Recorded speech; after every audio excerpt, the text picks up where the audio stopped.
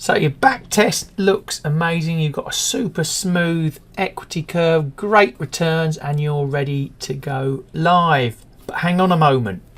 Now this is where most people fall over. They forget to do one simple thing, and that is to test on unseen data, and that will spell tragedy for even the best looking back tests. And in this video I'm going to take you through what is called out of sample testing from a beginner's guide perspective.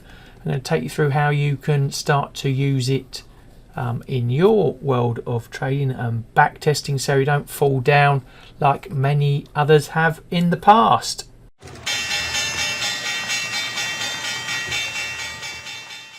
So what is out of sample testing? Well, in sample data, that is the historical data you've used to build, tweak and optimize your trading strategy, whereas out of sample data is completely untouched data, never used during strategy creation.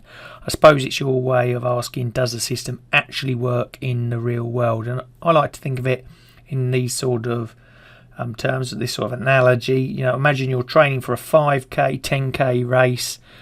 You're using the same flat loop every day to train on. You crush your time, then race day comes, it's hills, wind, rain, unforeseen conditions, you weren't prepared and you get a stinker of a time. That's the difference between in sample and out of sample. When traders skip this process of out of sample testing, they often fall into the trap of what is known as curve fitting. And what is curve fitting? Well, that's the over optimizing for past data. You know, you add too many rules, perfectly timed entries, but only for historical quirks, creating, you know, a perfect strategy that doesn't work on new data. And the result, once the market changes even slightly, you know, wham bam, you know, the strategy falls apart. So out of sample testing protects you from that by simulating what would happen after going live.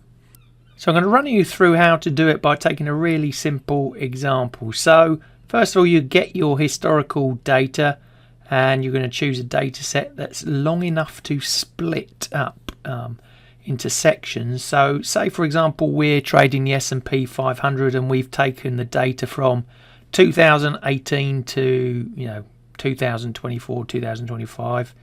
You decide the period. Remember, there's no hard and fast rules to this. You're the analyst. You know, it's a skill in itself, but you know, that's down to you to decide. But we've taken that period of time. So for example, you'd split it up something like this. You know, in sample would be from say January 2018, the start, through to say December 2022, and you use this period to build and optimize your strategy. And then we create an out of sample set, which would be from Jan 23 all the way through to the current, and you would use this to test your finished strategy on unseen data. And then the next step will be to build your strategy on in-sample data. So this is where you try different indicators, you know, moving averages, RSI, stochastic, whatever you want to use. You tweak the entry and exit rules. You optimize the parameters, you know, like stop loss, you know, look back period, etc. You get a set of results out of that. But we haven't got to that out of sample data yet. We're pretending that it's not there, it doesn't exist, and this simulates being sort of like being in the past. And then the next stage would be to lock your rules in. So once we're happy, like I said, we got the numbers, we got the results, we think we got a good strategy here, and we finalize the logic. We don't change anything. We like freeze the code right there, the rules of the game right there, and we don't do anything else. And then we apply that locked down rule set to our out of sample data. Now we test that exact same system, no changes allowed, like I said, on that period we've set aside. So this is like testing the strategy in the real world, where you can't go back and change it. So once we've done that, we might have done that using our skills as a computer guru using Python, or we might have done it in Excel. We might have used some custom software that you've bought off the shelf. We then need to compare our in sample against our out of sample. So we would go through the typical statistics that you're all probably familiar with, like the total return, the win rate, Sharpe ratio, max drawdown, that sort of thing, and we're comparing like for like, seeing where the discrepancies are. And really, ideally, we would want them looking pretty similar, and that would be the first major sign. Is, are they looking similar? If not, why not? Is there a major drop off in win rate or Sharpe ratio in the outer sample versus the in sample?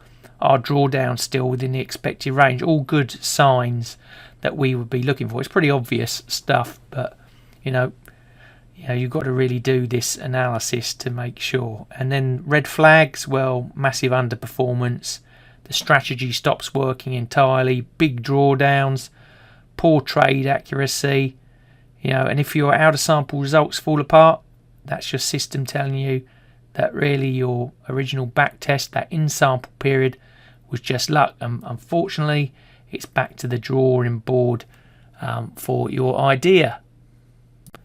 We could get even more fancy by doing something called forward testing, walk forward testing that is. We want to get even more robust. So this is where we build and test multiple times across different periods. For example, build on 2018 to 2020 and you test on 21, and then you build on 2019 to 21 and you test on 22, and so on and so on. And this simulates re-optimizing and adapting your strategy just like you would in the real world.